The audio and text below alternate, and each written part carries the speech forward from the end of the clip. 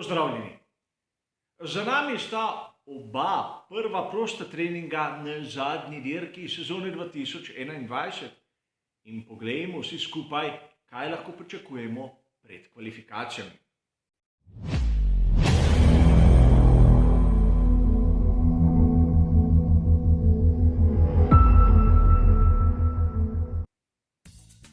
Običajno si v prvih minutah prispevka pred kvalifikacijami pogledamo tehnične novosti, ki so jih ekipe pripravile za določeno dirko. A smo pred zadnjo dirko neke ere. V naslednji sezoni bomo videli drugačne pnevmatike, drugačne šasije, zato tu na veliki nagradi Abu Dhabija res ni za pričakovati nekaj revolucionarnega, ampak vseeno imamo kar nekaj zanimivosti. In prva seveda je vezana na tiste napise, ki se pojavljajo na raznih bolidih.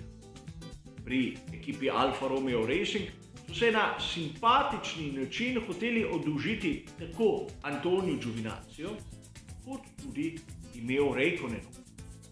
In zavedam se dejstva, zaradi napisa ni bolid nič bolj hiter in tudi ne bolj počasen. A zanimivo je bilo tudi tisto, kar smo videli pri skuderiji Ferrari na prvem prostem treningu. Namreč na zadnjem dirkaškem vikendu vidimo Ferrarija s tistimi senzorji tam za zadnjimi kolesi. Mnogi izmed nas smo se začeli spraševati, kaj sploh testirajo pri Ferrariju, da rabijo kontrolirati zračni tok okrog zadnjih koles.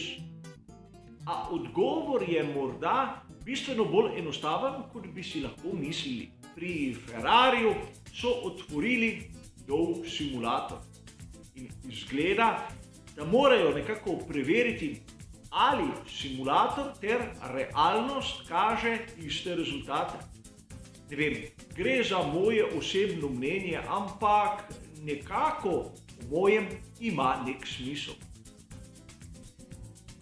Vsi izmed nas pričakujemo, kako se bo razpletel boj med Lewisom Hamiltonom in Maxom Verstappenom. A tudi pri FIA so izjemno pozorni, zato en in drugi bolid strogo nadzorujejo.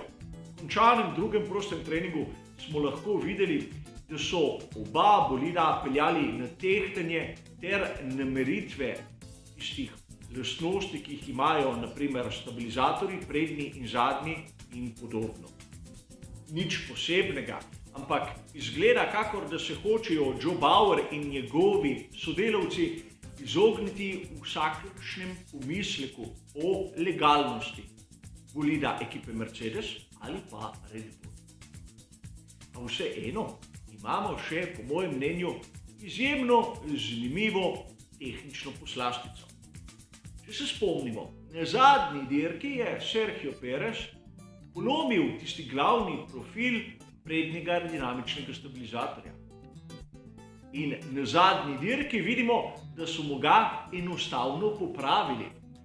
Kolikor ste pozorni na tem posnetku, boste opazili, da pomožni profili in glavni profil so v bistvu nekako sestavljeni iz različnih setov. Modra barva na enem in na drugem je različna, kar nam da vedeti, da so ga pravzaprav popravili tik pred zdajci. Ni bilo fizičnega časa, da bi karkoli pripeljali iz Velike Britanije in tudi na koncu sezone, na koncu ere, vse ekipe želijo čim bolje porabiti vse dele, ki jih imajo na razpolago. Tudi pri tistih najboljših se varčuje in to je lep dokaz. Pustimo sedaj tehnične zanimivosti pri miru in poglejmo, kaj smo videli na prostih treningih. Prvi prosti trening ni toliko relevanten na mnogih dirkah. Videli smo, kako zanimiva je proga s tistimi predelavami, o katerih sem spregovoril na začetku v našem uvodnem prispevku, ampak razlike med določenimi akterji niso bile relevantne. Videli smo, da je bil Max Verstappen hitrejši na prvem prostem treningu. A zadeva je bila čisto drugačna na drugem prostem treningu. In drugi prosti trening je bil bistven, odvijal se je v enakem času, kot bomo gledali same kvalifikacije, ter tudi zadnjo letošnjo dirko. In prva točka, na katero bi rad opozoril, je dejstvo, da bomo verjetno v drugem delu kvalifikacij spremljali aktivnosti na tisti medium pneumatiki C4. Vsaj tak je moj občutek v tistih prvih nekaj minutah drugega prostega treninga. Namreč videli smo veliko večino akterjev, da je bila z pneumatiko z rumenim napisom na sami progi. Kar je morda bistveno bolj zaskrbljujoče, je ritem Lewisa Hamiltona. Tako na pneumatiki medium kot na pneumatiki soft. Videli smo ga v prvem poizkusu na pneumatiki medium, da je bil presneto hiter. In po drugi strani, ko je opravil svojo simulacijo kvalifikacij, smo videli, da je bil približno v vsakem sektorju za 0,2 boljši od Maxa Verstappena. In seveda gre za zaokrožene vrednosti, ampak tako, da imamo nek občutek. Po drugi strani tudi Valtteri Bottas, kljub težavam in kljub rahlemu dotiku zaščitno ograjo, je bil tam, kjer mora biti. A presenečenje Alpin. Ko Fernando Alonso, ampak predvsem Esteban Ocon sta nas presenetila v pozitivnem smislu. Sam bi bil raje malce previden.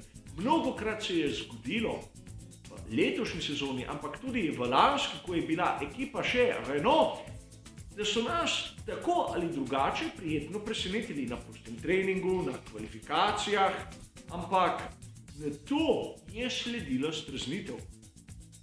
Sam jim privoščim, ampak mnogokrat sem se opekel, da bi kar naenkrat začel vriskati od navdušenja.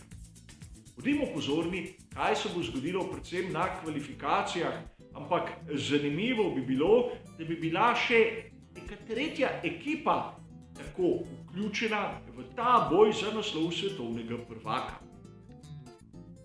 Sicer ne vem, kolikšna je bila količina goriva pri Red Bullu, a vseeno, če bomo videli podobni rezultat na samih kvalifikacijah, kot smo ga videli na drugem prostem treningu, bo Maxu trda predla. Na progi, ki je bila še lani nekako bolj pisana na kožo Red Bullu, smo videli kar naenkrat, da je Alpin hitrejši od tistega, kar je pokazal Red Bull. In prav treba je poudariti, da je bil tudi Fernando Alonso tam blizu od vseh ostalih. Je treba poudariti, da pri skuderiji Alfa Tauri nadaljujejo z dobrim trendom. A videli smo tudi, da ko je prišel tisti dan, ko se mora pokazati pravo formo, so znali tudi že ponikniti. A vseeno, tako Yuki Tsunoda kot Pierre Gasly konstantno lepo v deseterici. Pri Ferrariju je treba omeniti soliden rezultat, ampak nič posebnega. Tam, da so v drugi polovici prve deseterice, ni mesto za ekipo, ki se imenuje Ferrari. Vsaj tako je moje osebno mnenje. Sedaj, kaj lahko pričakujemo od samih kvalifikacij? Težko je reči, težko je napovedati, ampak če drži tisto, kar smo videli na drugem prostem treningu, sam ne vidim kakih velikih variant. Lewis Hamilton se bo boril za najboljše štartno izhodišče, ampak upam, da bo Max Verstappen hitrejši. Kolikor bo ostalo to razmerje sil, bo Max s težavo prišel v prvo štartno vrsto. In če bo Lewisu uspelo nekako uriniti dva nasprotnika med njega in Maxa, bo imel enkratno prednost. A seveda, ta prednost še ne pomeni konca prvenstva. In mi se bomo v zadnjem briefingu pogovorili o seveda rezultatih samih kvalifikacij, v ritmu, ter kot običajno, še zadnjič letos si bomo pogledali moje osebne napovedi glede možnih strategij. A za danes, po 2 prostih treningih, je to vse. Hvala za vašo pozornost ter seveda nasvidenje.